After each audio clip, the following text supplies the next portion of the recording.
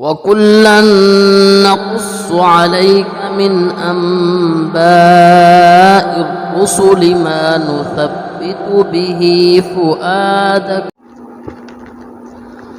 نحمده ونصلي على رسوله الكريم اما بعد فاعوذ بالله من الشيطان الرجيم بسم الله الرحمن الرحيم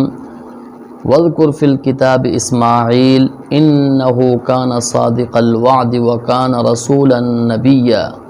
وكان يأمر اهله بالصلاة والزكاة وكان عند ربه مرضيا صدق الله العظيم۔ محترم سامعین اکرام، سلسلہ قصص النبیین قدم بقدم میں ایک مرتبہ پھر میں آپ سے مخاطب ہوں۔ گزشتہ دو نشستوں میں ہم نے حضرت لوط علیہ السلام کا قصہ ذکر کیا تھا۔ آج ہم حضرت اسماعیل علیہ السلام کا قصہ ذکر کرنے لگے ہیں۔ حضرت اسماعیل علیہ السلام کے بارے میں قرآن مجید میں اللہ تعالیٰ نے ان دو آیات کے اندر جو بات ذکر فرمائی وہ یہ ہے کہ فرمایا کہ وَاذْكُرْ فِي الْكِتَابِ اسماعیل، اس کتاب کے اندر اسماعیل کا تذکرہ بھی کیجئے کہ حضرت اسماعیل علیہ السلام بڑے وعدے کے سچے تھے۔ اِنَّهُ كَانَ صَادِقَ الْوَعْدِ، وعدے کے بڑے سچے تھے۔ وَكَانَ رَسُولًا نَبِيًّا، اور وہ رسول نبی تھے۔ حضرت اسماعیل علیہ السلام کا یہ کون سا وعدہ تھا؟ ویسے تو ہر پیغمبر اپنے وعدے کا سچا ہے، لیکن حضرت اسماعیل علیہ السلام کا خاص طور پر ذکر اس وجہ سے فرمایا کہ حضرت اسماعیل علیہ السلام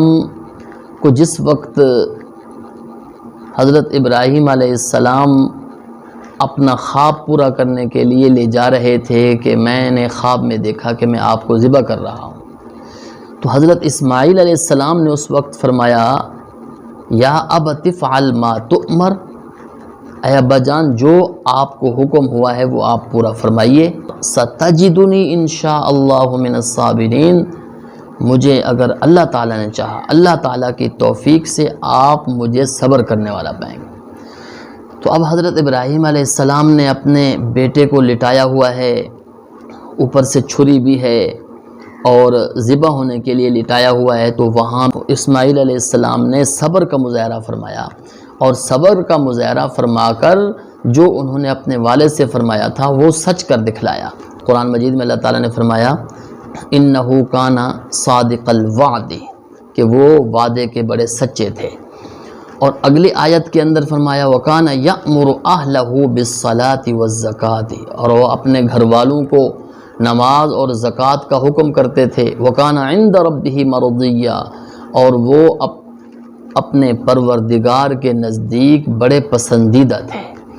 تو حضرت اسماعیل علیہ السلام کا قرآن مجید میں مختصر سا یہ ذکر ہے،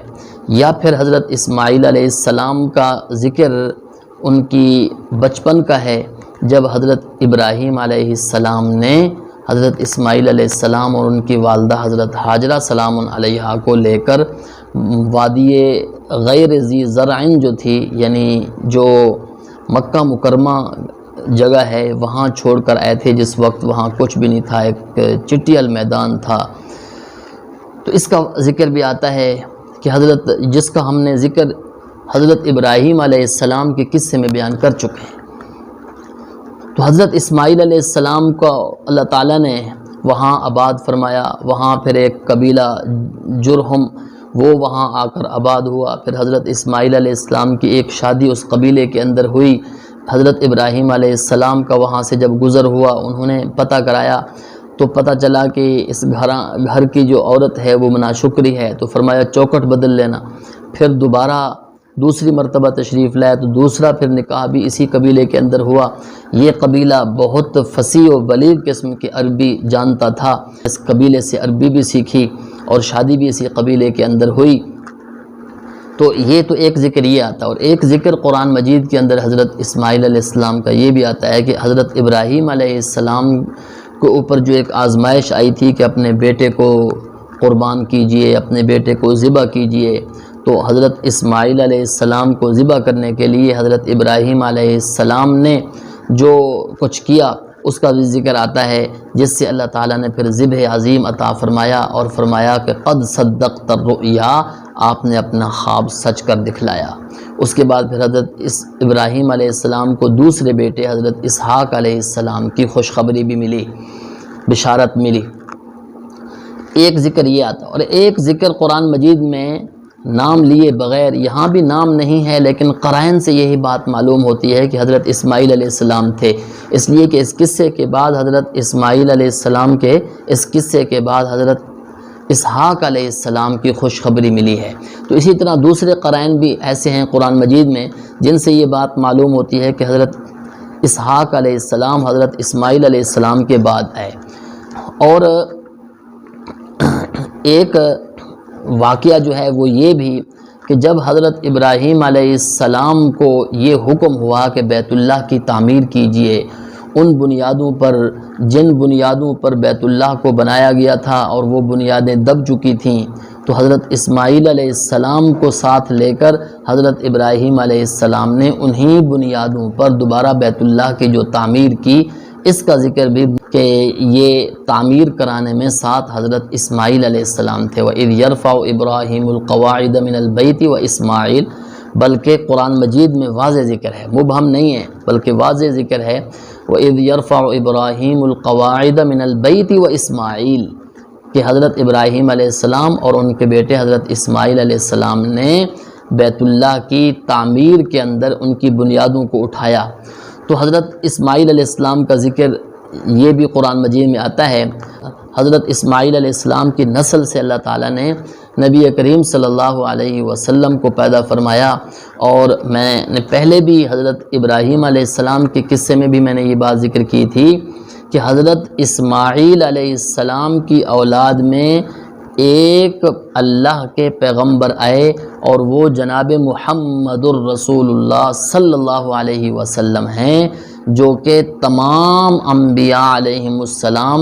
جن کی تعداد کم و بیش 1,24,000 عام طور پر بتلائی جاتی ہے، تمام پیغمبروں کے سردار بنا کر رسول اللہ صلی اللہ علیہ وسلم کو اللہ تعالیٰ نے بھیجا،